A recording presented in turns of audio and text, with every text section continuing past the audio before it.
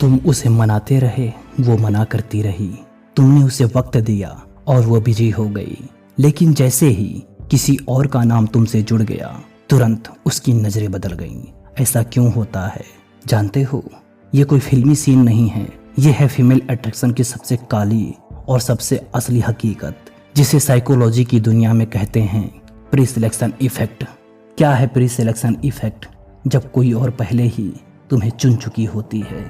सोचो तुम किसी मार्केट में हो और एक दुकान एकदम खाली पड़ी है, दूसरी दुकान पर भीड़ लगी है, लोग धक्का मुक्की कर रहे हैं। अब बताओ तुम किस दुकान की तरफ जाओगे?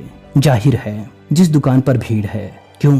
क्योंकि हम इंसान उस चीज की तरफ खींचते हैं जिसे और लोग भी चाह रहे होते हैं।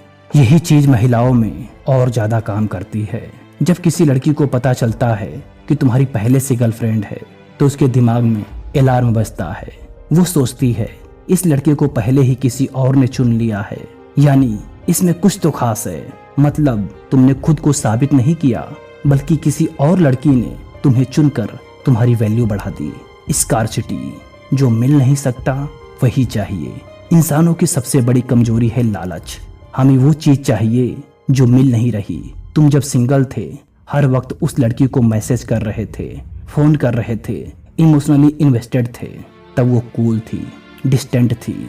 लेकिन जैसे ही तुम्हारे साथ कोई और जुड़ गई और तुम्हारे फोन से वो गायब हो गई, तो अब तुम कम अवेलेबल हो गए। अब तुम इजीली एक्सेसिबल नहीं रहे और इंसानी दिमाग वही चीज चाहता है जो आसानी से नहीं मिलती। तुम तब कीमती बनते हो जब तुम मिलना बंद कर देते हो। कंपटीशन, मैं उससे बेहतर हूँ। अब बात करते हैं महिलाओं की सबसे डार्क और सीक्रेट सोच की, जिसका नाम है कंपटीशन। कुछ लड़कियां किसी लड़के को इसलिए नहीं चाहती कि वो लड़का अच्छा है, बल्कि इसलिए चाहती हैं कि वो पहले से ही किसी और का है। ये एक तरह का ताकत का खेल है। वो सोचती है कि वो लड़की उसे रख पा रही है, तो मैं भी रख सकती हूँ और मैं उससे बेहतर रखूंगी। यानी तुम उनके लिए एक ट्रॉफी बन जाते हो और तुम्हें पाना मतलब एक जीत। ये चाहत नहीं होती, ये ईगो का वैलिडेशन होता है। यहाँ तुम उसके लिए इंसान नहीं रह जाते, तुम उसकी जीत का एक सबूत बन जाते हो। Non नेडी behaviour. अब तुम जरूरतमंद नहीं रहे। जब लड़का सिंगल होता है तो वो अक्सर जरूरत से ज़्यादा कोशिश करता है, जल्दी रिप्लाई करता है, ज़्यादा पूछता है, ज़्यादा देने की कोशिश करता है।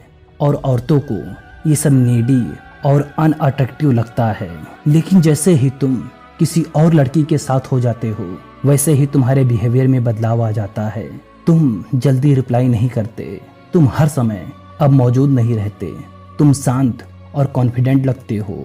और यही वाइब सबसे ज्यादा जानलेवा होती है। अब वो लड़की जो तुम्हें इग्नोर कर रही थी, वो पूछने लगती है तुम इतने चेंज कैसे हो गए? अब तुम वैसे नहीं रहे जैसे पहले थे। असल में तुम वही हो, पर अब तुम्हारे पास किसी और का प्यार है।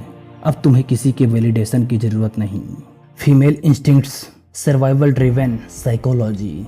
यहाँ हमें समझना होगा कि महिलाओं का मन सिर्फ प्यार से काम नहीं करता, उसमें सर्वाइवल इंस्टिंक्ट भी जुड़ी होती है। एक ऐसा मर्द जो पहले किसी रिश्ते में है, वो एक प्रूवन प्रोटेक्टर प्रोवाइडर बन जाता है।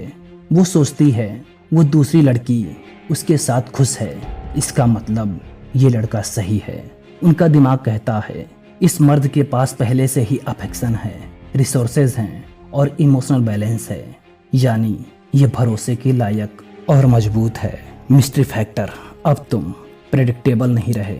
जब तुम सिंगल थे, तुम्हारे हर मूव का अंदाजा लगाया जा सकता था। कहाँ हो, क्या कर रहे हो, कब फोन करोगे, सब कुछ प्रेडिक्टेबल था। लेकिन जैसे ही तुम किसी और के साथ हो गए, तुम में एक रहस्य आ गया। अब वो नहीं जानती कि तुम उसके बारे में सोच भी रहे हो या नहीं। Mystery is magnet. अब वो तुम्हारे माइंड में वापस जाना चाहती है, क्योंकि अब वो वहां से बाहर कर दी गई है और उस जगह को किसी और ने ले लिया है।